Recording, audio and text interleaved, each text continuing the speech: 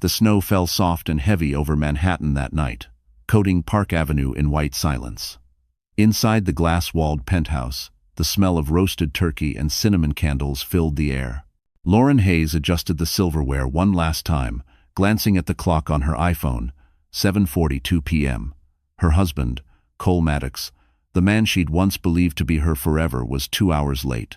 He had said he was at a business dinner at the River Cafe in Brooklyn, a meeting with foreign investors. But something in his tone had felt rehearsed, too smooth. When her friend Nora texted, "I just saw Cole at the River Cafe, not alone," Lauren's hands went cold. She clicked, "Find my iPhone," their shared location still active. The small blue dot glowed over the river. The next notification almost made her drop her phone. An Instagram story from Sloane Carter, Cole's PR director. Champagne glasses clinking, Manhattan skyline glittering in the reflection, and a man's wrist, unmistakably wearing the Rolex Lauren had given Cole for their anniversary. For a moment, the world around her fell completely silent. The Christmas tree lights blinked on and off, mocking her in rhythm. Her unborn child kicked lightly beneath her ribs as if sensing her pain. She turned toward the window. The city sparkled with thousands of lights, yet inside her chest, everything dimmed. The doorbell rang. She thought maybe, just maybe, Cole had come home early. But it was a courier from Tiffany & Co., holding a small blue box. "Delivery for Mr. Maddox," he said politely. The tag read, "Merry Christmas, C. All my love, S." Lauren's eyes stung. She signed the receipt with trembling hands, then locked the box inside the safe. She picked up her Mont Blanc pen and wrote on a page torn from her planner, December 24, 8:16 p.m., Evidence 1.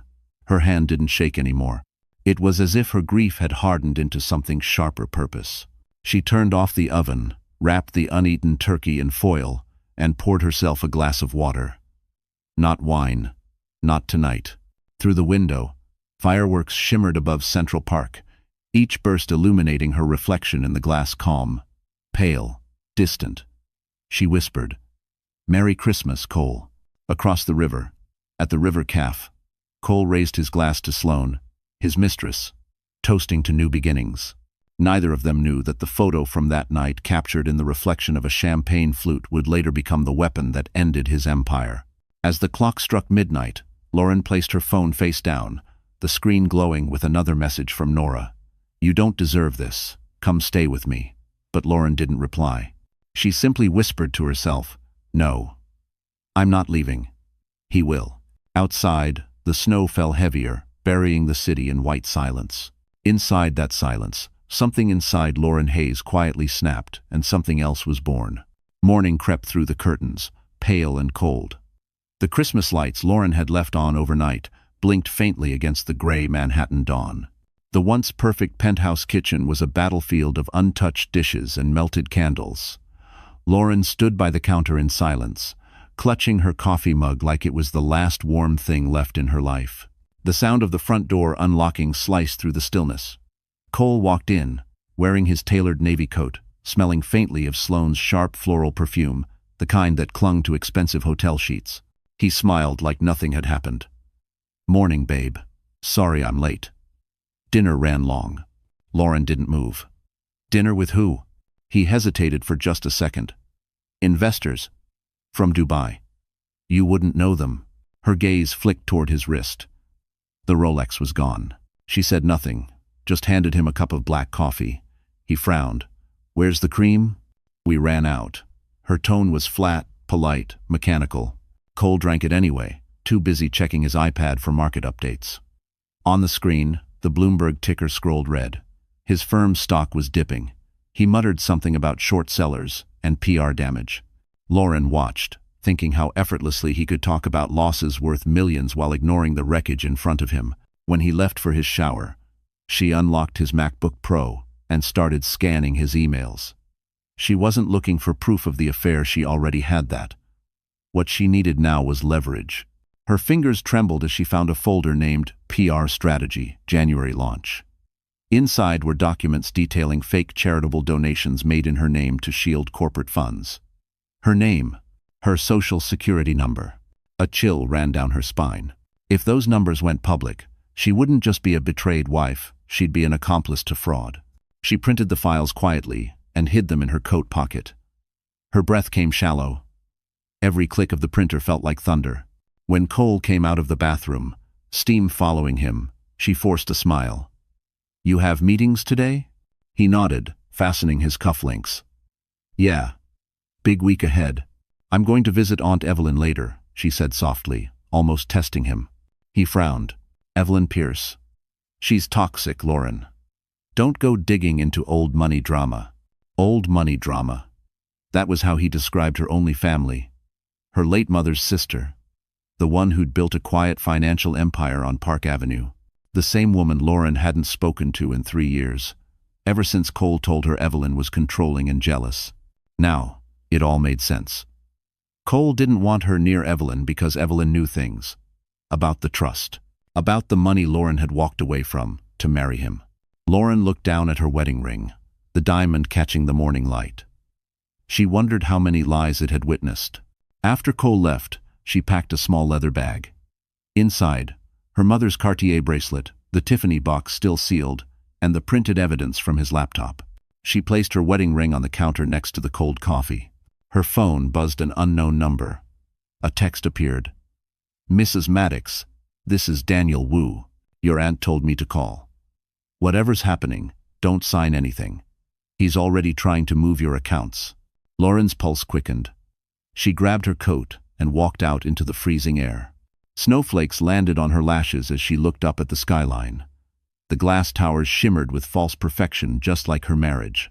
Behind her, through the penthouse windows, she could see Cole standing by the counter, staring at the empty ring she'd left behind. For the first time, he looked uncertain. Lauren whispered to herself, "You should be afraid now," because the mirror had finally shattered, and what was coming next would cut him deeper than he ever imagined. The elevator doors opened to the 43rd floor of a sleek glass tower overlooking Park Avenue. Lauren stepped out, her breath fogging slightly from the winter air that followed her in. Everything about this office screamed power, quiet, controlled, and brutally expensive. Framed cityscapes lined the marble walls. A Mont Blanc pen rested beside every folder on the reception desk. She felt underdressed in her long beige coat and low boots. But she walked with the grace of someone who had finally decided she wouldn't bow anymore. A secretary rose immediately. "Mrs. Hayes, Miss Pierce is expecting you." Lauren nodded, clutching her leather folder. It contained copies of the forged donations and Cole's private emails. Every step toward Evelyn's office felt heavier, as if her heart were catching up with the truth she'd avoided for too long. When she entered, Evelyn Pierce didn't smile. She sat behind a massive walnut desk, gray hair pinned perfectly, Cartier glasses perched on her nose. Her aura filled the room like quiet thunder. "It's been 3 years," she said softly, her voice calm but edged. "What finally brings you here?" Lauren took a deep breath. "He cheated. And he used my name in company fraud." Evelyn's expression didn't flicker. She simply gestured toward a seat. "I told you once that men like Cole Maddox don't marry, they acquire.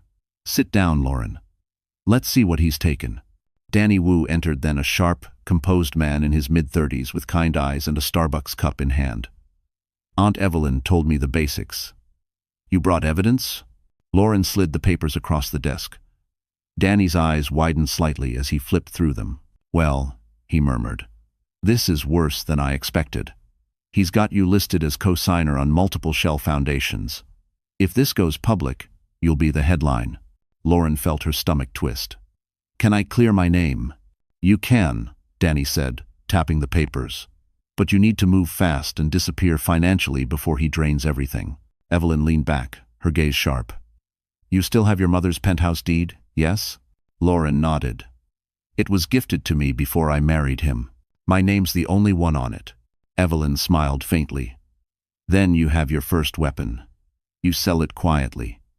Not to cash out, but to move your assets into a protected trust." Lauren hesitated. "Sell my home?" "Sell your prison," Evelyn corrected. Danny slid his laptop open. "I can file within the hour. We'll route the funds through a charitable holding company under your maiden name. By the time Cole realizes, it'll be irreversible." Lauren exhaled shakily. If I do this, what happens next? Evelyn's voice softened, for the first time revealing warmth. Next, you learn how to fight the right way. The wealthy don't scream, Lauren. They move in silence and let the papers do the killing. Lauren looked out the floor-to-ceiling window. Park Avenue glittered below, cars streaming like veins of light. She remembered nights when Cole had brought her here for fundraisers, whispering promises about building an empire together. That empire had been built on her name. Now she'd use that same name to destroy it.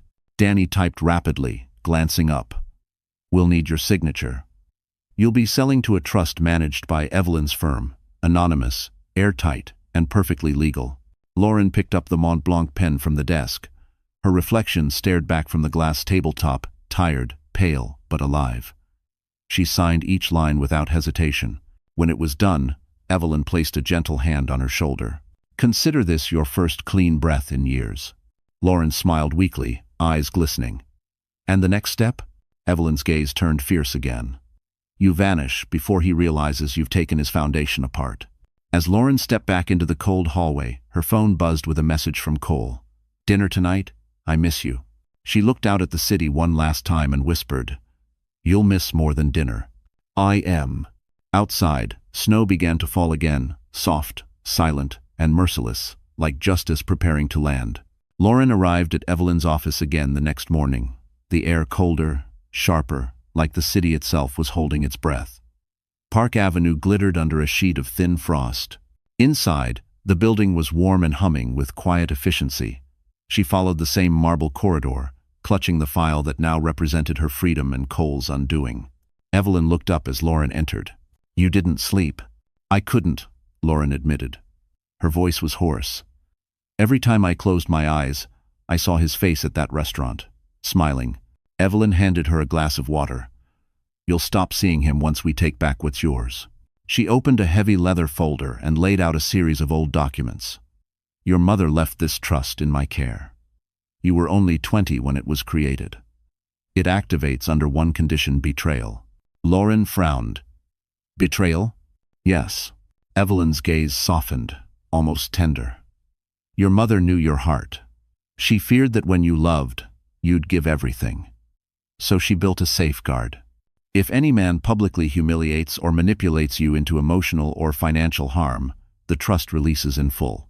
Danny entered, setting his MacBook Pro on the desk. We've verified the activation clause. Between the forged donations, the fake divorce filing, and the affair, she qualifies 3 times over.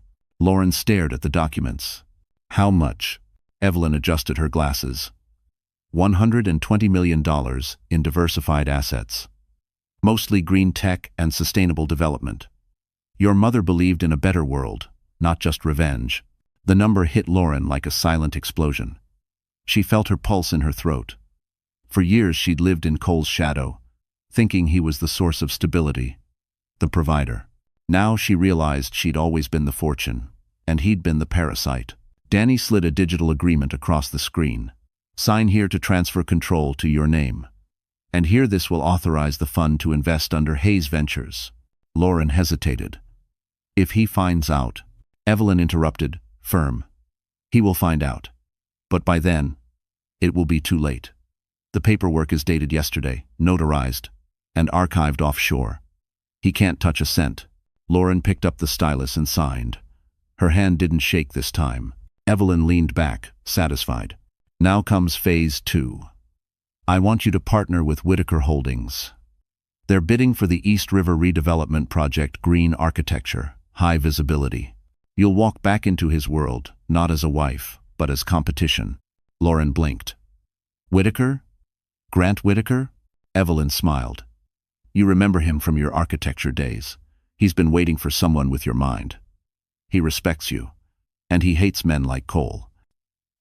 At that moment, the office door opened, and Grant Whitaker himself stepped in. Early 40s, sharp suit, calm authority. Lauren Hayes, he said, smiling warmly. It's been a long time. Lauren stood, startled, but steady. Grant, I didn't know you were involved.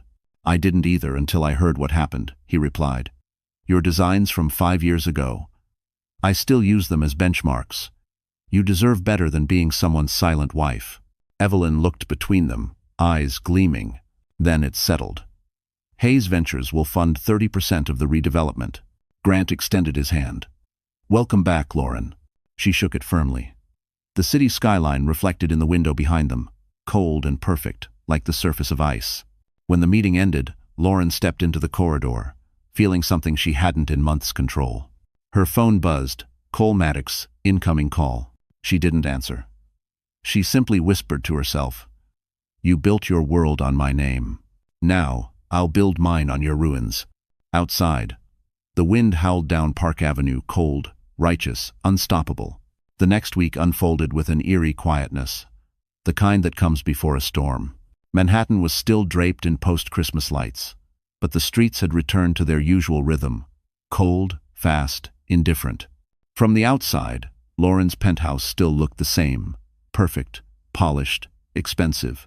Inside, however, every object felt foreign now, like props from someone else's life.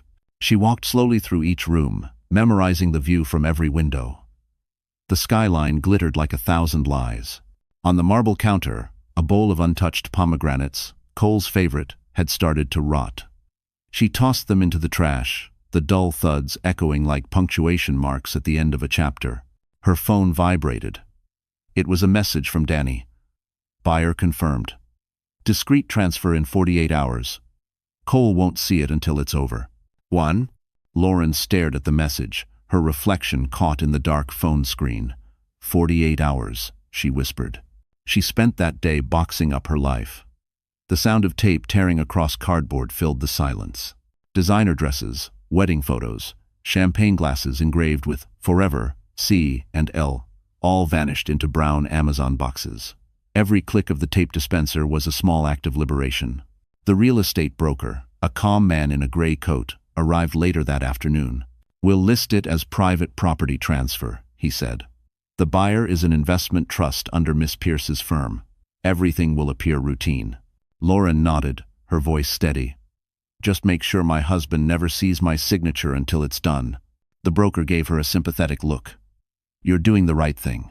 When he left, she stood alone in the empty living room, surrounded by echoes of her old life. On the wall hung a framed photo from their honeymoon in Santorini, Cole holding her waist, both smiling like actors in someone else's fairy tale. She took it down, looked at it one last time, and placed it face down in the box. As dusk fell, she made herself a cup of hot water, no tea, just the warmth. She opened the Tiffany box one final time, revealing the diamond bracelet Cole had once given her for their first anniversary. It glittered, cold, and perfect. On the underside, she noticed tiny initials she had never seen before. S.C. Sloane Carter. Her stomach dropped. The bracelet hadn't been made for her. It had been repurposed, gifted second-hand, with someone else's initials hidden beneath the clasp. The betrayal was now complete down to the jewelry on her wrist.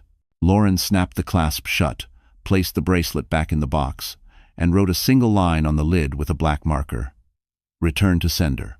At midnight, the elevator opened, and two movers entered, quiet professionals who didn't ask questions. They wrapped the furniture, sealed the boxes, and moved swiftly under Evelyn's direction. Within an hour, the penthouse was hollow. Lauren walked through the rooms one last time. The nursery she'd started painting pale blue. The marble bathroom where she used to hum while brushing her hair. The balcony where she had once promised Cole forever. She stood there now, watching the city lights shimmer below. Her breath fogged the glass. "Goodbye," she said softly.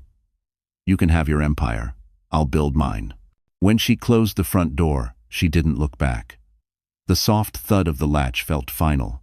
Downstairs, a sleek black town car waited. Evelyn was in the back seat, window lowered slightly. "Everything signed?" she asked. Lauren nodded, slipping into the seat. "Every signature. Every key returned." Evelyn smiled faintly. "Then it's done. You've sold the cage. Time to open the sky."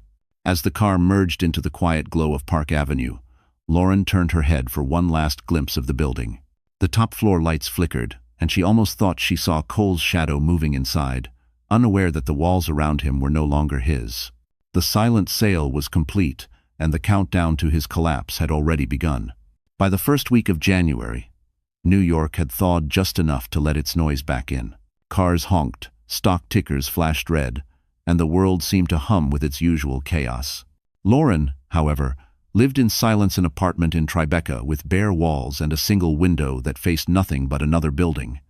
It was temporary, Evelyn had said. A safe house while the transfer cleared. But peace never lasted long.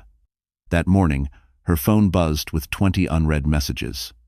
Her heart tightened as she opened the first one. It was a news alert. CEO Cole Maddox seen at the Plaza Hotel with rumored fiancée Sloane Cartering spotted. The photo showed Cole's hand resting on Sloane's lower back, a diamond glittering on her finger. Lauren's stomach turned. The caption beneath read, "The city's golden couple?" Sources say Maddox's divorce was finalized quietly last week. Divorce? Quietly finalized? She hadn't signed anything. Her phone rang. It was Danny. "Don't panic," he said quickly. "Cole filed in Nevada, forged your digital signature. We caught it before it processed, but he's trying to bury the story." Lauren gripped the phone. "So the world thinks I'm gone, and he gets to start over?" "For now," Danny replied. "But it's illegal. We're freezing the case. And Evelyn's team is already moving your assets offshore." He's about to realize he's broke. Lauren hung up and sank onto the couch. Her hands trembled not from fear, but fury. For so long she'd let Cole narrate her life. Now she would rewrite the ending. Across the city, at the Plaza's Champagne Lounge, Cole and Sloane posed for cameras. Her laughter was loud, rehearsed. "It's a new beginning," she told reporters. Cole added, "I wish my ex nothing but peace." Peace. The hypocrisy made Lauren's jaw clench. Her phone buzzed again. Nora, the nurse, checking on her. "Don't read the comments, honey. People are cruel. Remember your blood pressure." "Bye." Lauren typed back, "I'm fine. I'm not broken, Nora. Just waiting." That night, Evelyn called from her office. "The story helps us," she said. "He's publicly admitted you exist. Every photo, every quote, it's all proof of emotional cruelty. Judges love paper trails." Lauren stared at the flickering light outside her window. "He's celebrating my erasure." Evelyn's voice softened. "Then we'll make sure he remembers your name the next time he signs anything." 2 days later, the fallout began. The same tabloids that crowned Sloane as the next Mrs. Maddox discovered inconsistencies in Cole's filings. A journalist from the Wall Street Journal reached out to Evelyn's office for comment. Evelyn said only one line: "Mrs. Lauren Hayes Maddox has not filed for divorce." The article hit by morning. Investors panicked. Madison Ridge Capital's stock dipped another 8%. In less than 12 hours, Cole's perfect image cracked. He called Lauren for the first time in weeks. "You did this," he hissed through the phone. "I didn't have to," she said calmly. "You did." He cursed, but she hung up before he could finish. Meanwhile, Sloane was fuming. Her PR campaign was collapsing. She'd booked an exclusive cover shoot at Harper's, now canceled because Mrs. Maddox still legally existed. She stormed out of the plaza, paparazzi trailing her, flashing lights, exploding like gunfire. By evening, Evelyn sent Lauren a text. "Cole's accounts frozen. Temporary injunction approved." Lauren stared at the message. She should have felt triumphant, but instead, she just felt tired. She looked down at her belly, resting her hand gently over the small curve. "We're almost safe," she whispered. Outside, snow began to fall again, slow and deliberate, coating the world in silence once more. And somewhere across the city, inside a luxury suite, Cole Maddox finally realized the truth. His empire wasn't being destroyed by enemies, but by the woman he thought he'd erased. Because nothing haunts a man like the silence of the woman he betrayed. The following Monday, Lauren sat in the small kitchen of her Tribeca apartment, a cup of decaf coffee growing cold in her hands. The headlines had shifted from praise to scandal in less than a week. Madison Ridge, CEO, under fire for financial irregularities. Maddox's mistress faces PR backlash after fake divorce allegations. The wolves had begun to circle, and Lauren hadn't said a single word. But silence, Evelyn had taught her, was the sharpest weapon of all. Her phone rang. The screen flashed Cole Maddox. She stared at it for several seconds before answering. "What do you want?" His voice was hoarse, defensive, almost desperate. We need to talk. You've made your point, okay? This has gone too far. Too far, she repeated quietly. You forged my signature, Cole. You sold my name to your lies. I was trying to protect the company. You don't understand what was at stake. Protect the company or protect yourself. He didn't answer right away.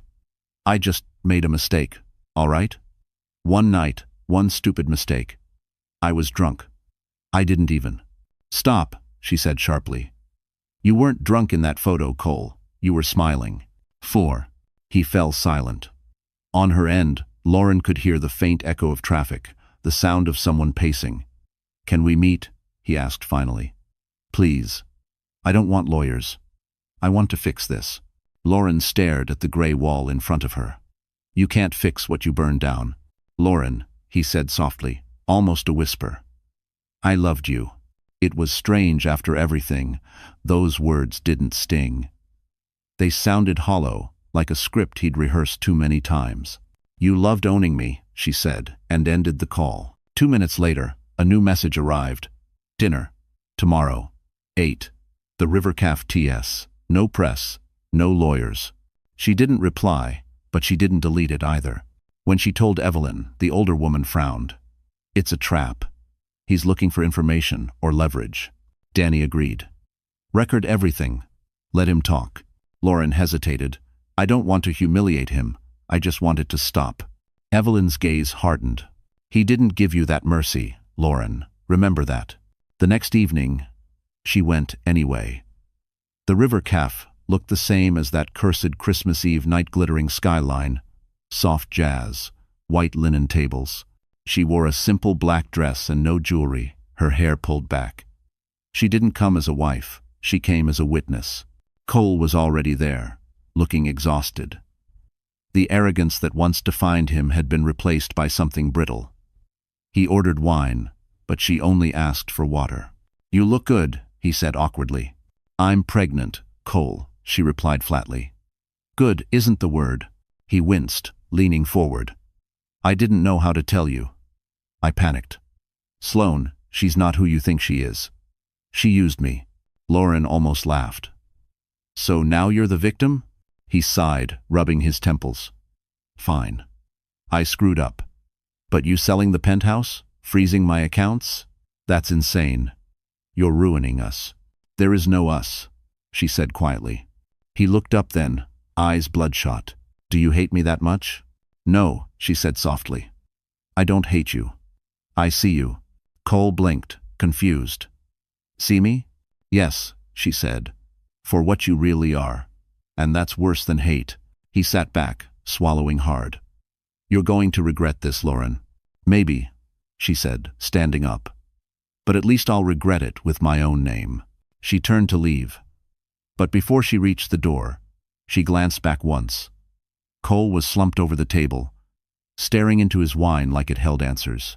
When she got into the cab, Danny texted, everything recorded, clean audio, 1, cited consent, in NY, we're covered. Lauren stared out the window at the skyline reflecting off the East River. She whispered, good. Let him keep talking. Because the next time he opened his mouth, his own words would bury him alive. The first snow of February fell like powdered glass against the window of Lauren's new office in Tribeca. It wasn't much a loft converted from an old art studio with creaky floors and exposed brick, but it was hers. Her desk faced a wide window that caught the skyline at dawn. A MacBook Pro hummed quietly beside a stack of blueprints. She was designing again. Just like before Cole, before the marriage, before the lies. The project wasn't just work, it was resurrection. Hayes Urban Futures, her newly formed company, had signed a partnership with Whitaker Holdings to develop eco-friendly housing on the East River.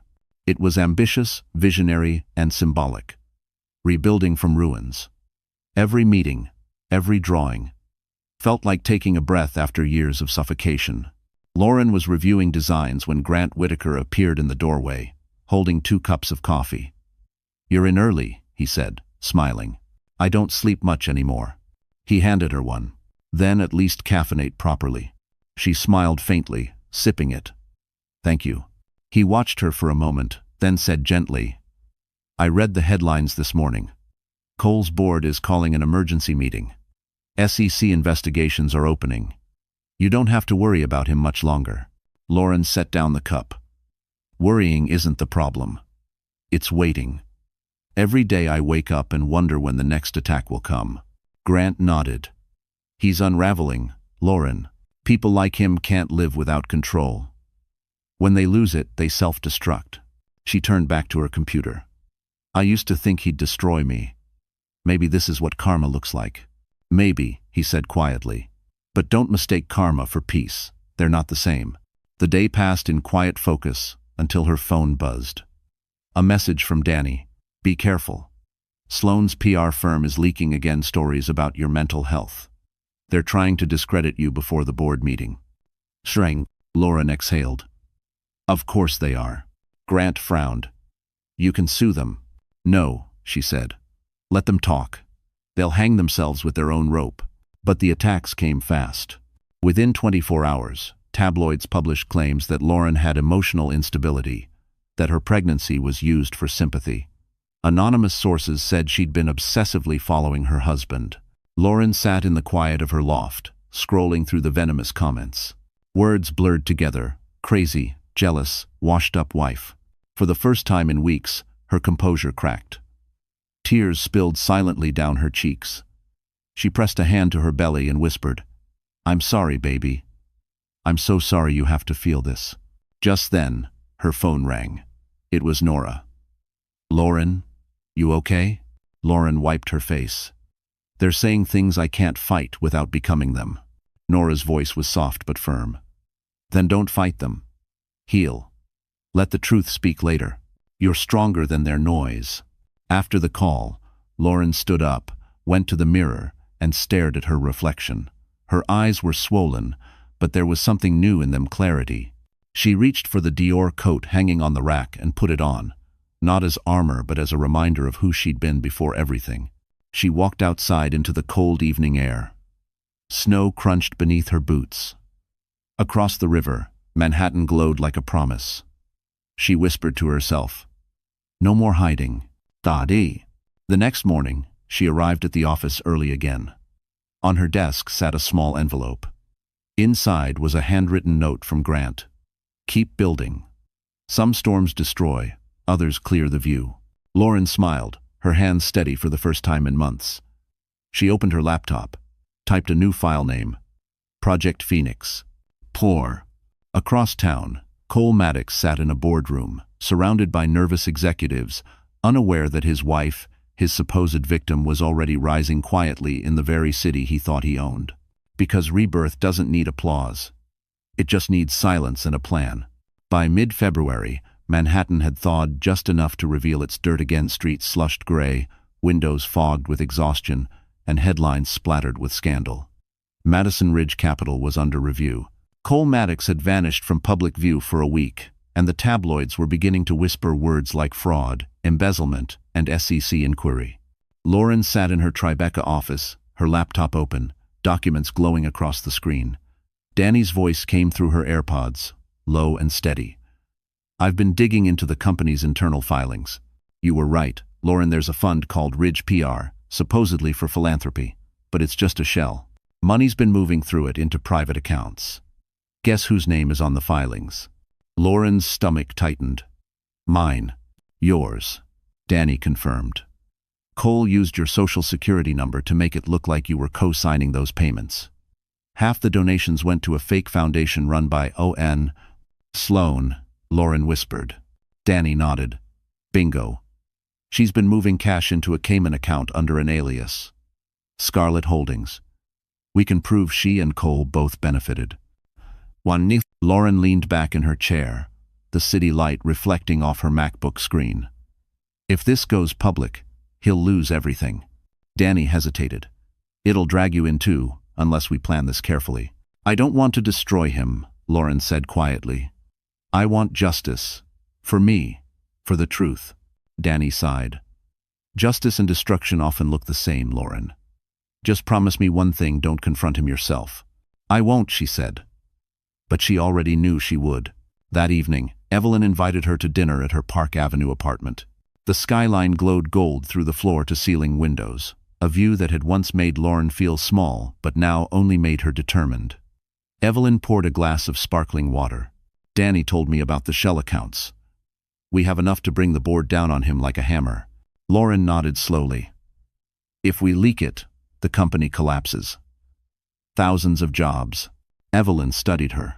You still have empathy. That's good. But don't confuse empathy with mercy. Mercy is earned. Lauren's phone buzzed. A message from an unknown number. Meet me. 10 p.m. Our place. One chance to end this before it gets worse. Cole. Evelyn saw the look in her eyes. You're not going, are you? I have to hear what he says, Lauren murmured. Evelyn shook her head. If you do, record it. Whatever happens, protect yourself. At 10 p.m., Lauren stood outside the penthouse she no longer owned. Snow drifted through the light like falling ash. Cole opened the door, unshaven, eyes bloodshot. You came, he said, almost relieved. I came to listen, she said. He poured whiskey into 2 glasses. You don't understand what's happening. Sloane, she's gone rogue. She's threatening to leak documents. If this gets out, I go to prison. Lauren didn't flinch. Then tell the truth. He laughed bitterly. Truth doesn't save people like me. It kills us. Then die honest, she said. He slammed the glass down. You think you're better than me? You've been living off my money for years. Her eyes flashed. Your money was my inheritance, Cole. You just spent it for me. He stared at her, realization dawning like dawn through smoke. Your aunt, the sale. You set me up. No, she said softly. You set yourself up. I just stopped protecting you. He took a shaky breath. If I fall, you fall too. Every document has your name. Lauren's voice didn't tremble. Not anymore. The real files show who moved the money. You signed them, Cole. With Sloane, his face drained of color. How? Because I finally learned from the best, she said, turning to leave. He didn't follow. He just stood there, watching the door close on everything he'd ever owned. By the time Lauren reached the elevator, her phone buzzed. Danny's message read, We've got it all, transfers, emails, signatures. SEC will have it by morning. Lauren looked at her reflection in the elevator's mirrored walls, no longer the fragile woman who'd once believed in forever. She smiled faintly and whispered, Let's see what happens when dirty money meets clean hands. The city woke to chaos. The Wall Street Journal broke the story at dawn. CEO Cole Maddox under federal investigation for fraudulent foundations. Within hours, his company's stock plummeted 14%. Reporters camped outside Madison Ridge Capital's glass tower on Park Avenue. The same door that once opened for senators and investors now slammed shut against flashing cameras and angry shareholders. Lauren watched it all unfold on her iPad as she sat in her Tribeca loft, her unborn child turning gently beneath her ribs. The world was watching him crumble, and for once, she didn't feel guilt. Only calm. Her phone rang. Danny's voice came quick and sharp. It's working. The SEC's moving faster than expected. His accounts are frozen. But brace yourself, his PR team is spinning this hard. They're painting you as the bitter wife who leaked the files. Lauren exhaled slowly. Let them. They need someone to blame. They might do more than blame, Danny warned. Sloane's going live tonight on Glamour Talk TV. She's calling it her truth hour. We don't know what she'll say. Lauren looked out the window. Snow drifted lazily through the city lights. Let her talk. Every lie she tells will have a date and a file to disprove it. By evening, Evelyn arrived, perfectly composed in a gray cashmere coat. We need to get ahead of this, she said, setting her leather bag on the table. You're not going to hide. You'll attend the gala tomorrow, Whitaker Holdings charity event. Every power player in Manhattan will be there. You'll walk in not as the wounded wife, but as Hayes Ventures, the woman who sold her house and built an empire. Lauren hesitated. Won't that look like revenge? Evelyn's eyes gleamed. No, dear. It will look like rebirth. That night, Lauren sat alone, scrolling through social media.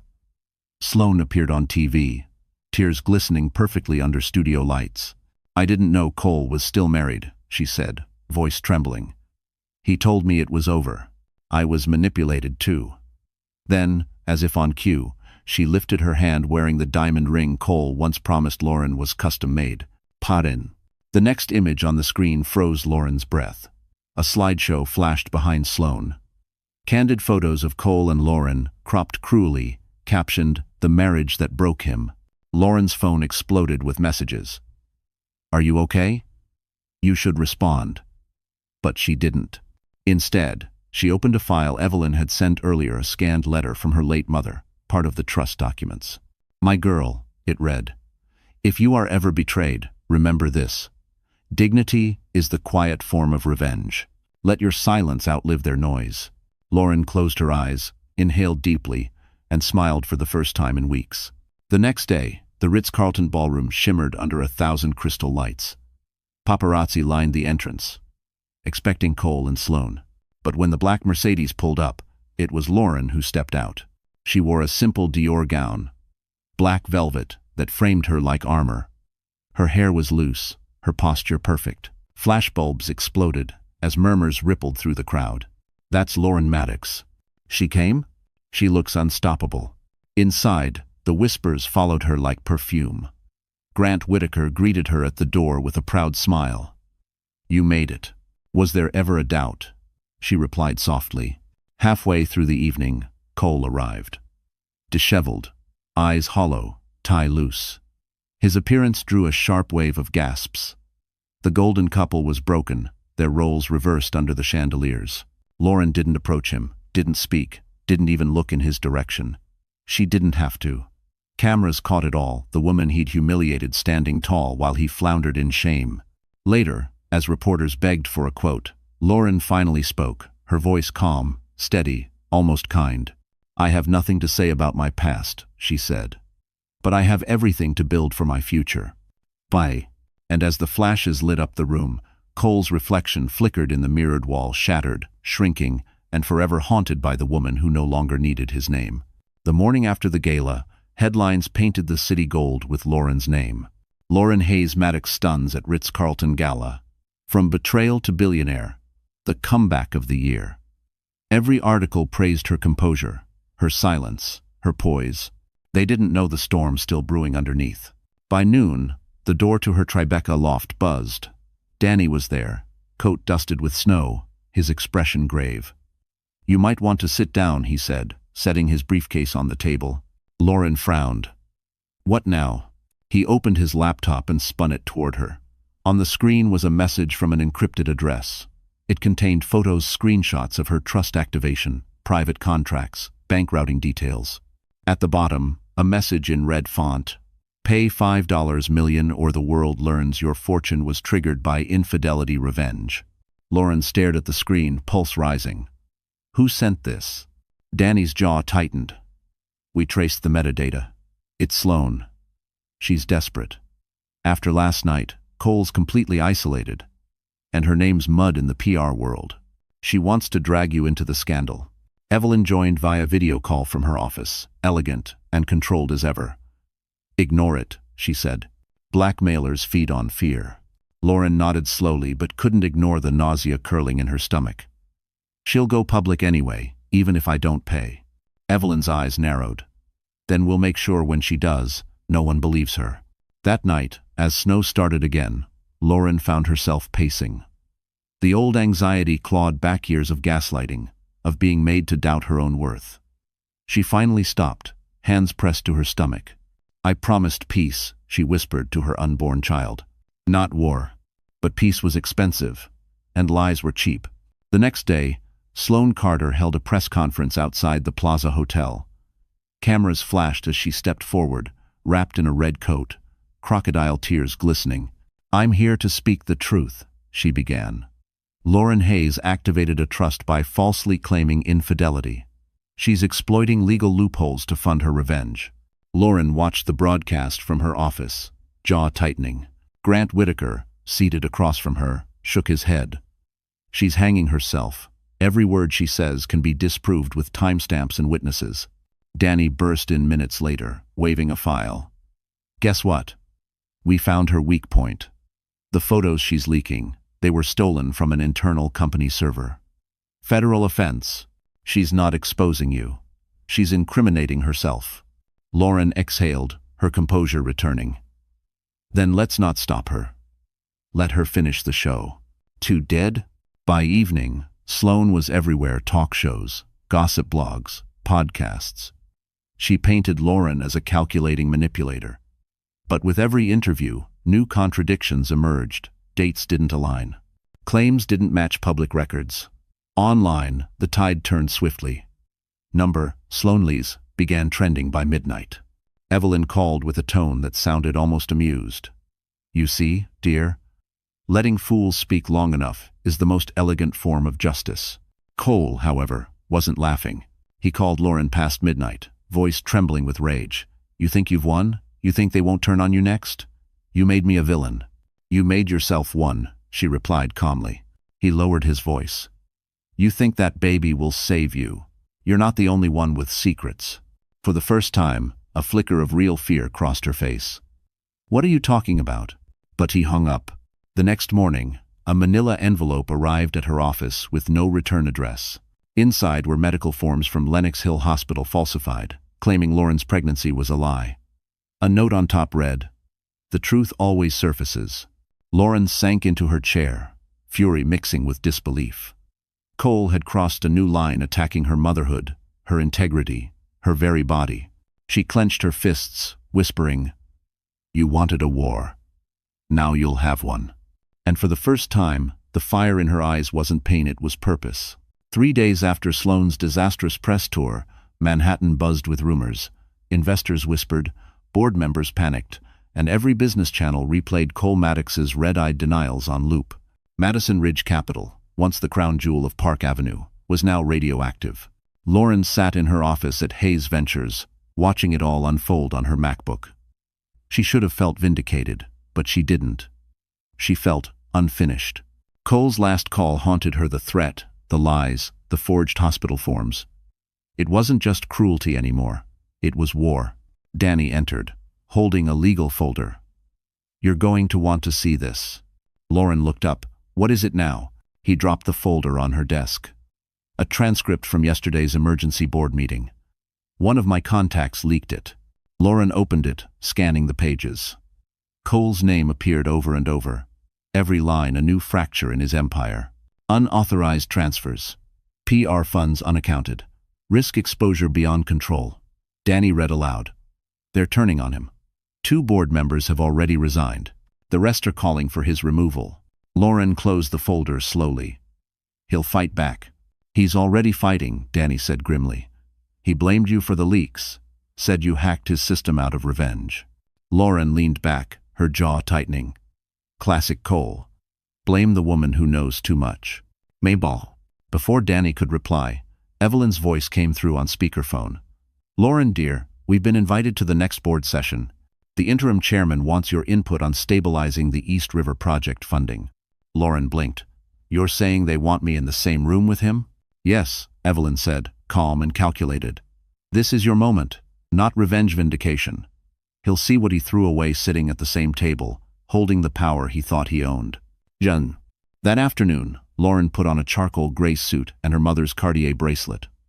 Grant offered to accompany her, but she shook her head. This one's mine. The boardroom at Madison Ridge Capital was a shrine to arrogance: glass walls, polished oak table, a skyline view that made people forget their conscience. Cole was already there, flanked by lawyers. His eyes widened when he saw her. You don't belong here, he said quietly. Lauren took her seat opposite to him. Neither do you, apparently. The chairman cleared his throat. Let's begin. Mr. Maddox, your leadership is under review. Mrs. Hayes, Miss. Hayes was invited as a consultant on ethical restructuring, given her new firm's reputation for transparency. Cole's jaw flexed. She's not a consultant. She's my ex-wife. She has an agenda. Lauren folded her hands. My only agenda is the truth. Something you've never been able to afford. Gasps fluttered across the room. Cole stood abruptly, but his lawyer tugged him back down. You're walking a fine line, Lauren. So are you, she replied. The chairman continued, reading off figures. Our auditors found evidence of falsified donations routed through PR accounts. Signatures verified to you. Mr. Maddox. That's impossible, Cole snapped. Those were approved by the .com. By you. Lauren interrupted softly, sliding a folder across the table. Inside were screenshots, timestamps, and his voice from the recorded dinner. The boardroom fell silent except for the soft hum of the city below. Cole's face drained of color. You recorded me? Lauren met his gaze. New York is a one-party consent state, remember? He turned toward the window, running a trembling hand through his hair. You have no idea what you've done. I know exactly what I've done, she said. I've stopped you. The chairman leaned forward. Effective immediately, Cole Maddox is suspended pending federal investigation. The board will vote on permanent removal next week. Lauren stood. Meeting adjourned. The chairman nodded. As she walked toward the door, Cole called after her, voice breaking. You think you won, Lauren? You haven't. You'll never be free of me. She paused, glancing back once. Maybe not. But at least now, the world knows who you are.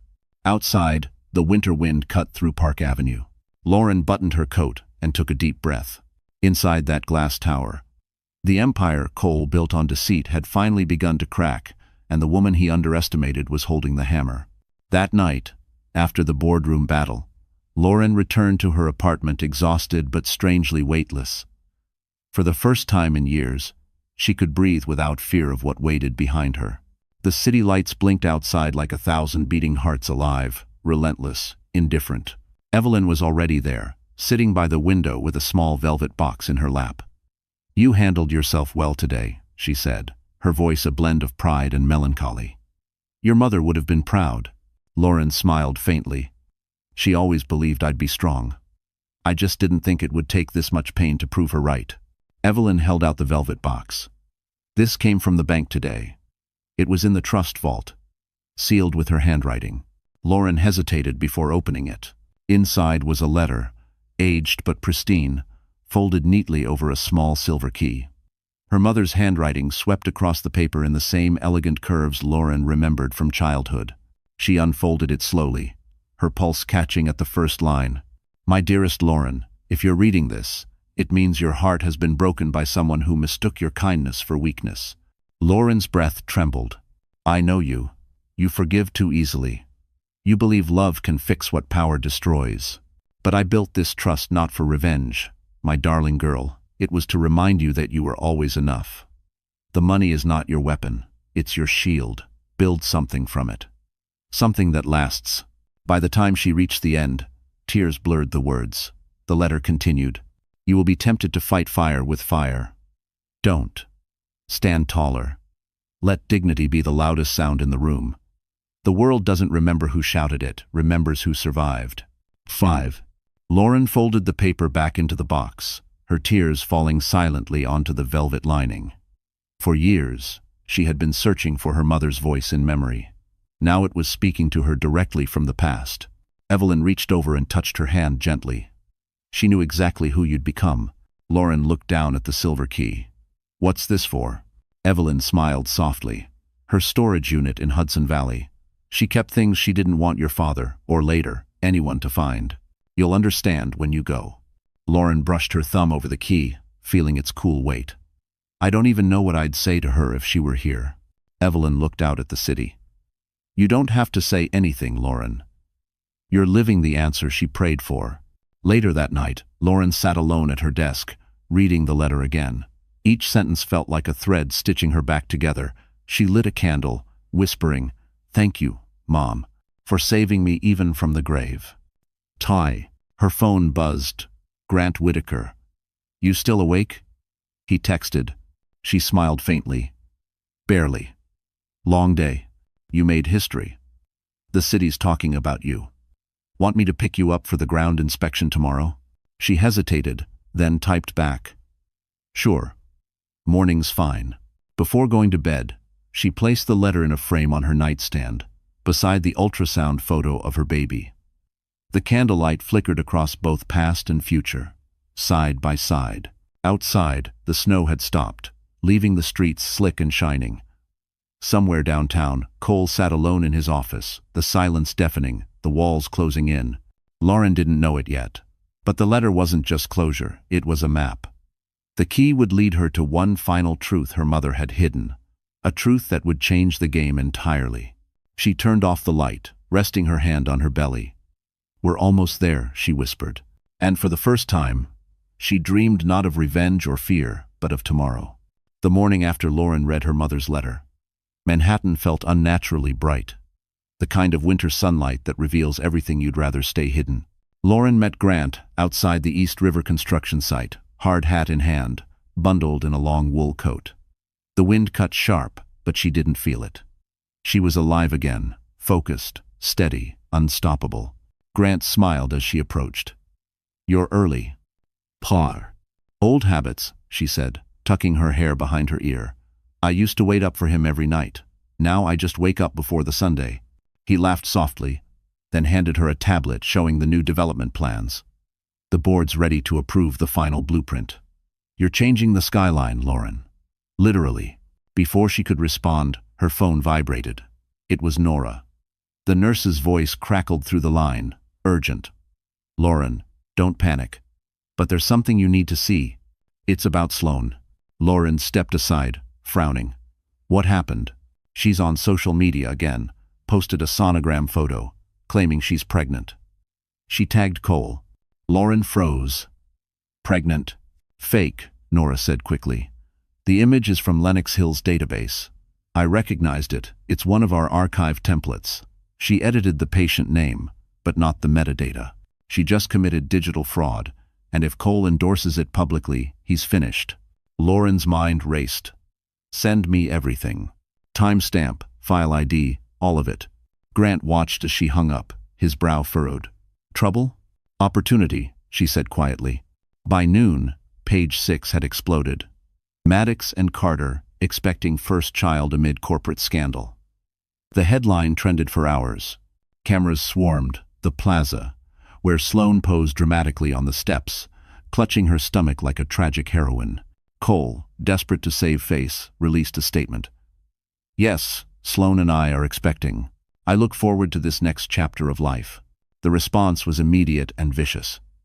Within hours, Nora's evidence reached Evelyn, who forwarded it to a federal contact. The sonogram's metadata proved the file was fake, stolen directly from Lenox Hill's system. It was medical fraud, a felony. By evening, the story turned. FBI probes fake pregnancy claim by PR director Sloan Carter. Maddox implicated in potential health record breach. Lauren sat in her office, watching the chaos unfold live on TV. Grant leaned against her desk, arms crossed, a slow grin spreading across his face. He did this to himself. "I just let gravity do the rest," she murmured. Then her phone buzzed, a private number. She hesitated, then answered. Cole's voice was strained, half anger, half fear. "You think this is funny? They're raiding my office, Lauren. I'm being accused of hacking hospital records." "How?" "Maybe you should have been more careful who you trusted," she said coolly. "This isn't me. She did it. Sloan's insane. She set me up." Lauren's voice stayed calm. But inside, she could hear the poetic symmetry of it all. "Then maybe now you know how it feels." He fell silent, then whispered, "I'm ruined." She didn't reply. The line went dead. Across the city, Cole watched agents carry boxes of documents from his office. Reporters shouted his name, cameras flashing like gunfire. Sloan was nowhere to be found, her phone disconnected, her apartment empty. By midnight, news broke that she had fled to Los Angeles. A warrant was being prepared. Evelyn called Lauren with satisfaction in her voice. "The dominoes fell perfectly, my dear. You didn't have to push a single one." Lauren stood by the window, looking out at the skyline. "No," she said softly. "He built them too close together." Sure.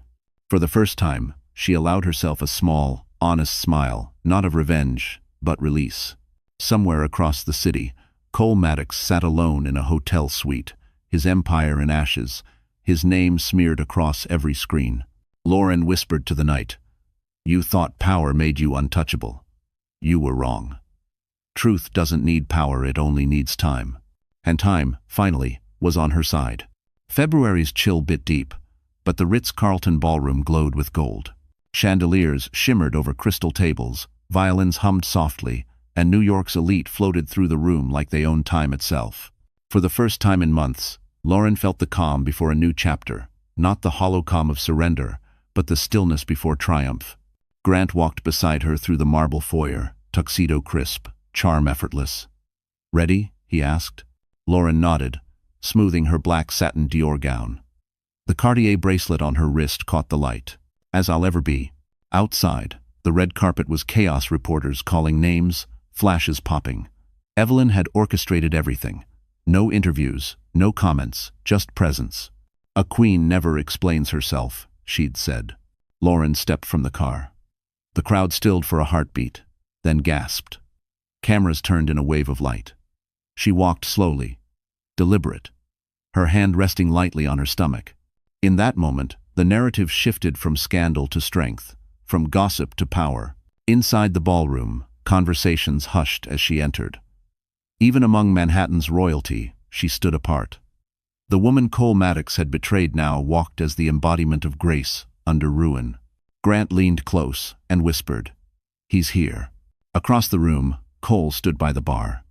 Disheveled but still clinging to his tailored arrogance, he looked smaller than she remembered. His eyes flicked toward her. And for a moment, disbelief clouded his face. He hadn't expected her to show up. Lauren didn't look away. She smiled calm, unreadable, devastating. Reporters hovered nearby, snapping photos. Someone whispered, "She's glowing."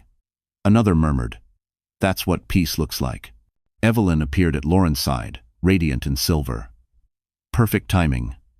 "The Whittaker announcement starts in 5. Lauren nodded, steady. Grant took the stage, microphone in hand.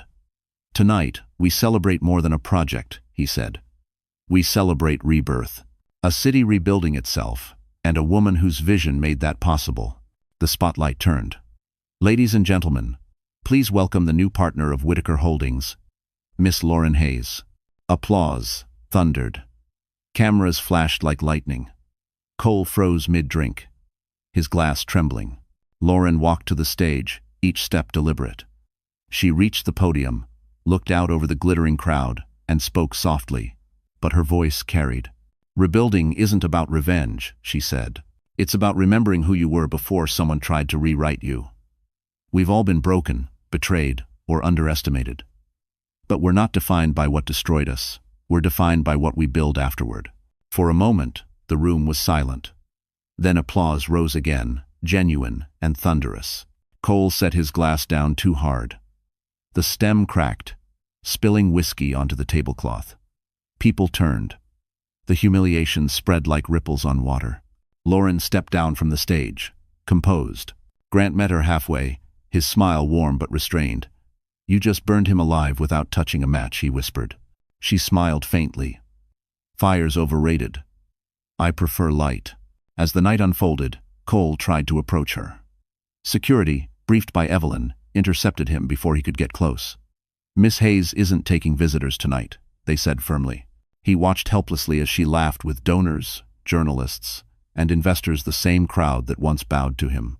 The empire had shifted its allegiance. Later, as the event wound down, Lauren stood on the balcony overlooking Central Park. Snowflakes drifted through the city lights, settling on her shoulders like ash. Grant joined her, holding 2 champagne flutes. "To new beginnings," he said. She touched her glass to his. "And to endings that deserve to happen." Far below, Cole stumbled out of the hotel alone, cameras flashing like fireflies around him. Lauren turned away from the window. Her reflection in the glass was no longer the fragile woman she once was. It was steel, steady, and serene. For the first time, she didn't feel like she'd survived his world. She'd outgrown it. The morning after the gala, the newspapers told the story Lauren had silently waited for. Cole Maddox ousted as CEO following federal review. Lauren Hayes, the woman who walked away and won. Her face appeared on business covers, the tagline beneath reading, "The architect of her own comeback." Yoti, but behind the polished headlines, a final confrontation still waited to unfold. At noon, Danny called. He requested a private meeting. "He says it's about settlement terms." Lauren's tone didn't waver. "Where?" "His old office. He has 24 hours to vacate." Evelyn, standing nearby, raised an eyebrow. "You don't owe him a second of your time." "I know," Lauren said softly. "But I owe myself closure." Tangit. By evening, she walked through the revolving doors of Madison Ridge Capital one last time. The building felt hollow now. No bustling assistants, no polished investors, just echoes. Cole's corner office was stripped bare, the city spread out behind him like a painting he no longer owned. He turned when she entered. His face was drawn, the arrogance drained out, replaced by something darker: regret, maybe, or the ache of realizing the show was finally over. "You came," he said quietly. 5 minutes, she replied. He gestured toward the chair across from his desk. "Sit, please. I just want to talk." She didn't sit. "Say what you need to say." Cole rubbed his temples, eyes fixed on the skyline. "You won. Congratulations, you got the board, the investors, the sympathy. But I need you to know something. I never meant to hurt you." Lauren let out a hollow laugh. "That's the anthem of every man who does." "I'm serious," he said, voice cracking. "I lost everything. My career, my reputation. Sloane's gone. My accounts are frozen, and my name's poison in every room I walk into. You built that yourself." He looked at her, pleading. "Can't you at least admit we had something real?" For a moment, silence stretched between them. The city lights reflected in the window behind him, flickering across the glass like ghosts. "Yes," she said finally. "We had something real. But real doesn't always mean right." He slumped back in his chair, defeated. "So that's it? You walk away with your billions and your clean conscience while I rot?" Lauren stepped closer, calm and composed. "You'll survive. Men like you always do. But the difference is, you'll have to live with the truth." He frowned. "What truth?" "That you never broke me. You taught me to build without you." He looked away, shame and bitterness warring in his eyes. "I loved you, Lauren." "No," she said gently. "You loved control. You just called it love because it sounded prettier." She placed an envelope on the desk. "This is the settlement. I've waived all claims against your assets. Keep what's left of your dignity, Cole. I don't want your money. I just want distance." He looked up sharply. "You're not even taking damages?" "I don't need blood money," she said. "I have something better, peace." He stared at her, eyes glassy. "I don't deserve forgiveness." "You're right," she said, "but forgiveness isn't for you. It's for me." She turned toward the door. Behind her, she heard him exhale shakily, the sound of a man realizing the final chapter had been written without his permission. Before leaving, she paused by the glass wall, looking out at the skyline, the same view he once told her would belong to them forever. "Goodbye, Cole," she said softly. "You were the storm. I just learned how to build after the rain." Timbre. As the elevator doors closed behind her, Cole sank into his chair, staring at the envelope she'd left, a symbol of mercy he'd never understand. Lauren stepped out into the crisp night air, the city lights glowing gold against the black sky. The empire had fallen, but its ashes had built her crown. 2 weeks after the final meeting, winter began to loosen its grip on Manhattan. But the storm that had swallowed Cole Maddox's empire was still raging, this time in court. The courtroom on Center Street buzzed with reporters, flashes, and the constant murmur of spectators hungry for a fall. It wasn't every day that a Wall Street darling faced charges of corporate fraud, forgery, and obstruction. Lauren sat quietly at the plaintiff's table beside Danny, her hands folded neatly over her stomach. She wasn't here for revenge, she was here for truth. Across the aisle, Cole looked like a ghost of his former self. The designer suits had been traded for a simple navy one. The Rolex was gone. His eyes darted from the judge to Lauren, as if hoping she'd still save him somehow. The judge, a woman with a sharp voice and sharper eyes, began reading the summary. "Mr.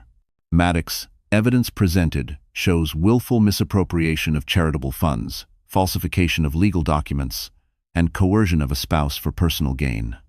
Do you understand the gravity of these charges?" Cole's lawyer answered for him. "Yes, Your Honor." Lauren didn't move. She'd spent years listening to Cole twist words into weapons today. She wouldn't give him any reaction to feed on. The prosecution played the audio recording from the River Kef. Cole's voice filled the courtroom, calm, arrogant, damning. You don't understand, Lauren. I did what I had to do. They'd never find out if you just kept quiet. The silence afterward was heavy. Reporters scribbled furiously. Cole's lawyer objected, claiming it was taken out of context, but the judge overruled. Next came the paper trail: bank transfers, forged filings, fake charitable donations. Danny whispered, "We've got him cornered." Lauren's eyes stayed on Cole. He wasn't angry anymore, just hollow, like a man watching his reflection disappear. When the defense called him to the stand, he tried to play the martyr. "I made mistakes," he said, voice cracking perfectly for effect. "But I was under pressure. I built a company from nothing. I never intended to hurt Lauren. I loved her." Lauren's lawyer rose. "Mr. Maddox, did you love her when you used her name to commit tax fraud? When you forged her signature? When you left her home on Christmas Eve to dine with your mistress?" Cole's face flushed. "That's not fair." "Fair?" the lawyer snapped. "Fair was never your concern. Control was." A murmur rippled through the courtroom. Cole looked toward Lauren again. But she didn't look away this time. Her gaze was steady, cold, final. By afternoon, the verdict was clear. Guilty on all primary counts. Sentencing postponed for review, but conviction confirmed. The judge's closing words echoed like a benediction. "Mr. Maddox, power without conscience always destroys itself. Consider this your education." Reporters rushed toward Lauren as she exited the courthouse. "Miss Hayes, any comment?" She paused at the top of the steps, sunlight breaking through the clouds behind her. For a moment, she thought of her mother's letter. Dignity is the quiet form of revenge. Lauren smiled faintly. "No comment," she said. Justice already spoke. Grant was waiting at the car, offering his hand to help her in. "You okay?" he asked gently. She nodded. "Better than I've ever been." As the car pulled away, she looked back through the window. Cole stood surrounded by cameras, flashes illuminating his pale face. It was strange. She didn't feel triumphant, only clean, like she had finally rinsed the last trace of him from her soul. She turned to Danny and said quietly, "You know what's ironic? He always told me I wasn't strong enough for his world. Turns out his world couldn't survive mine." Outside, Manhattan roared on, indifferent and alive. For the first time, Lauren Hayes wasn't someone's wife or victim or story. She was her own verdict, her own redemption, her own headline. A week after the verdict, Manhattan exhaled. The gossip headlines shifted to new scandals. The camera crews packed up. And for the first time in months, Lauren walked the streets without people whispering her name. Winter sunlight spilled over the city like a slow forgiveness. She took a train north, out of the glass towers and into quiet air. Her destination, the Hudson Valley storage unit Evelyn had mentioned, the one her mother's silver key opened. The ride was long, the landscape turning from steel to snow-dusted trees. She pressed her palm against her belly, feeling the tiny flutter of life within. "We're going to see Grandma," she whispered with a small smile. When she arrived, the manager handed her a clipboard. "Been waiting years for this key," he said. "Unit 47, back left." Inside, the light flickered on to reveal boxes stacked neatly, untouched by time. The air smelled faintly of cedar and memory. Lauren's fingers brushed over labels written in her mother's handwriting. Blueprints, personal letters, investments. She opened the first box and gasped softly. Inside were framed photos of her mother at construction sites, steel beams, green rooftops, city plans. Each blueprint bore a familiar name at the corner. Whitaker Holdings, Environmental Division. Her throat tightened. Her mother had once worked for Grant's father. These weren't random keepsakes. They were the foundation of everything Lauren was building now. Underneath the papers was another envelope, sealed and yellowed with age. Her name was written in soft ink. "To my daughter, for when she learns to rebuild." She opened it carefully. "Lauren, the world will tell you that power belongs to men who speak louder. It doesn't. Real power is silent. It's in the way you endure, adapt, and create. I built something with Whitaker years ago, something meant to last. And now it belongs to you." Beneath the letter was a folder stamped property certificate. Lauren unfolded it with trembling hands. It was a deed, 22% equity in Whitaker Holdings, transferred through an unlisted family trust. She read it twice, hardly believing. Her mother had left her not just protection, but a legacy. By the time she drove back to the city, twilight had fallen. Evelyn met her at the door of her office, concern turning quickly into awe as Lauren handed her the documents. "My God," Evelyn murmured. "Do you realize what this means? You're one of the largest shareholders now. You don't just work with Whitaker, you own a part of it." Lauren smiled through tears. "She knew I'd find it when I was ready to stand on my own." Grant arrived minutes later, out of breath from rushing. Evelyn called. "Is it true?" Lauren nodded, showing him the letter. "Your father partnered with her years ago. She helped design the first green housing models. She believed cities could heal." Grant's expression softened. "And now you're finishing what she started." Lauren laughed lightly. "I guess rebuilding runs in the family." He studied her, admiration flickering in his eyes. "You know, most people would take revenge and disappear. But you turned destruction into a foundation." She looked out the window at the Manhattan skyline. "That's what architects do," she said. "We don't erase ruins. We build around them." That night, she visited her mother's grave in the quiet snow. She placed the old silver key beside the headstone and whispered, "You built me to survive, but you also built me to rise. I finally understand." The wind rustled through the trees like an answer. As Lauren walked back toward the car, her phone buzzed a news alert. Madison Ridge Capital officially declared bankrupt. All assets liquidated. She didn't even open the article. Some endings didn't need revisiting. She glanced once more at the dark horizon. From ashes, she had built a legacy, and from betrayal, she had built fire. Spring came early to New York that year. The snow melted into streams that glistened along the sidewalks, and the city began to bloom again, as if it too were ready to start over. For Lauren Hayes, the season marked the first time in years she felt unafraid of her own reflection. Her face now graced the cover of Forbes. Lauren Hayes, from betrayal to billion-dollar visionary. The article called her the architect of healing cities. Yet, for Lauren, the victory wasn't the wealth, it was peace, finally earned. She stood before the newest building on Fifth Avenue, the Hayes Green Urban Center. The glass fade shimmered beneath the morning light, designed with her mother's original blueprints, the ones she had found in the Hudson Valley storage unit. Inside, eco-tech labs and affordable housing offices worked together, bridging worlds that had once felt unreachable. Grant joined her on the steps, his tailored suit immaculate, but his smile warm. "She'd be proud of you," he said softly. Lauren looked up at the rooftop garden. "She's in every brick," she replied. She believed the city could heal people. Now it finally does. Reporters gathered below, waiting for the ribbon-cutting ceremony. Evelyn stood beside the podium, radiant as ever. "Are you ready, my dear?" Lauren nodded. More than ready. As she approached the microphone, flashes burst across the plaza. Her voice, calm and sure, carried easily through the morning air. "For years, I lived in silence. I thought dignity meant staying quiet.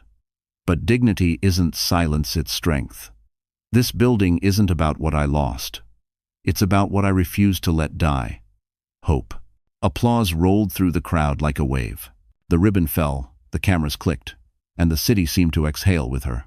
Later that afternoon, she walked through the finished halls alone. The scent of new paint mixed with the faint sweetness of jasmine drifting from the rooftop greenhouse. Each detail, every beam, every pane held a story. In the main lobby, a plaque was mounted on marble. It read, "Dedicated to Margaret Hayes, who taught her daughter to build even after the storm." Lauren traced her fingers over the words. Her throat tightened, but her smile didn't falter. "Mom," said a young intern, approaching nervously, "there's a visitor outside asking for you." Lauren turned. "Who?" The intern hesitated. "Mr. Maddox." The name struck the air like a dropped stone. For a heartbeat, everything went still. Lauren walked to the glass doors.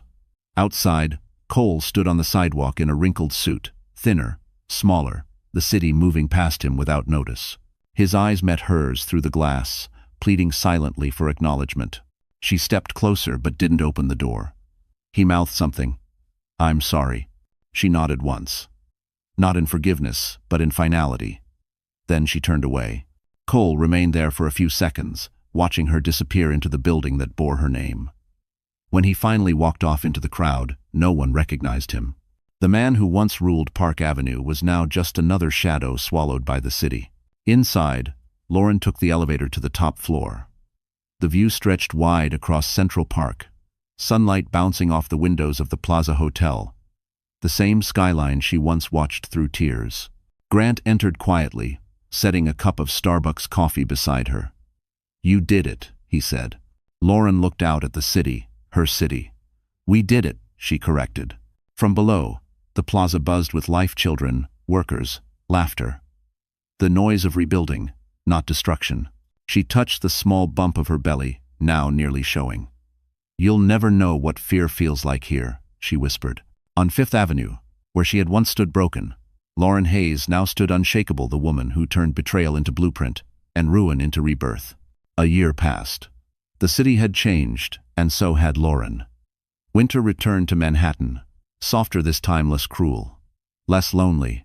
The streets of Fifth Avenue shimmered beneath Christmas lights, and snow drifted down like feathers over the city she had rebuilt piece by piece. Inside the Hayes Green Urban Center, the atrium glowed with gold light. Volunteers wrapped gifts for local children, and carol music echoed softly through the glass halls. Lauren stood by the towering tree in the center, watching a little girl tie a ribbon around a box. The scent of pine and cinnamon filled the air, and for the first time since that terrible night years ago, Christmas felt like peace again. Grant approached from behind, holding 2 cups of cocoa. "You're glowing," he said with a grin. She laughed quietly. "It's probably the tree." "No," he said softly, handing her a cup. "It's you." Lauren looked around the room, the volunteers laughing, the warmth spreading, the city outside blanketed in white, and felt something deeper than triumph. It wasn't victory anymore, it was stillness, healing. "I used to think I'd never have another Christmas that meant anything," she said, her voice steady but wistful. "But I was wrong." Grant smiled. "You just needed to write your own version." They stood in silence for a while, watching children play near the glowing lobby windows. Then Nora appeared, her nurse's uniform under a red scarf, holding a tiny blue blanket in her arms. "Someone wanted to meet you," she said with a knowing smile. Lauren took her baby gently, tiny fingers, steady heartbeat, soft eyes that mirrored her own. "Hey, little one," she whispered. "We made it." Grant leaned closer. "You've built cities, Lauren. But this is your masterpiece." Tears welled in her eyes, but they weren't sad. They were full of gratitude, memory, and the quiet understanding that everything had led here. Outside, the snow fell heavier, just like that first night, the one when her world had shattered. But this time, she wasn't the woman waiting at a window. She was the woman looking forward. As she walked toward the window, holding her child, her reflection shimmered against the skyline. The woman who'd been humiliated, underestimated, and left behind. Yet now she stood taller than the towers themselves. Down on the street, reporters snapped photos through the glass, their headlines already writing themselves. Lauren Hayes celebrates 1 year of the Hayes Center. From scandal to savior. But she wasn't thinking about them. She was thinking about her mother. She whispered softly, almost to the snow outside, "We did it, Mom. Your city finally breathes again." Evelyn arrived just then, elegant as always, placing a small silver ornament into Lauren's hand. "Found this in the archives," she said. "Your mother's. She kept it every year." Lauren smiled, hanging it on the highest branch of the tree. "It's perfect." Nora stepped closer, laughing. "You know, last Christmas you sold your house. This Christmas, you own half the skyline." Lauren chuckled. "Funny how life works when you stop letting someone else write it for you." Grant took her hand. "So, what's next for the woman who has everything?" She looked out at the snow-covered city, her baby sleeping peacefully in her arms. "Not everything," she said, "but everything that matters." The clock struck midnight. Somewhere in the distance, church bells rang. The city glittered beneath the snow, alive, eternal. Lauren turned toward the camera flashes, unbothered, smiling faintly, not for fame, but for closure. Because the woman who had once been betrayed on Christmas Eve had now rewritten the ending, and this time, it ended in light. The camera lights faded, the bells echoed, And Lauren Hayes, architect, mother, survivor, finally stepped into a world she had built herself. So, that's how the story ends. Lauren Hayes didn't just rebuild a city. She rebuilt herself. And if you're still here, watching until this moment, maybe something in her journey touched a quiet part of your heart too. Maybe it reminded you of a time you were broken, betrayed, or lost, but somehow you're still standing. You see, as Marcus Aurelius once wrote, the obstacle is the way. Every storm that tried to destroy Lauren became the very force that shaped her strength. Life doesn't promise fairness, but it gives us the power to rise above what tried to silence us. Healing isn't about erasing the past. It's about walking through it with new eyes and refusing to let pain define your future. So tonight, as you sit here with me, maybe take a deep breath and remind yourself, you've survived everything you thought you couldn't, and that means you're already stronger than you realize. If this story reached you, even a little, don't forget to like, share, and subscribe, because somewhere out there, another heart might need this reminder too. And who knows, maybe this is where your own rebuilding begins.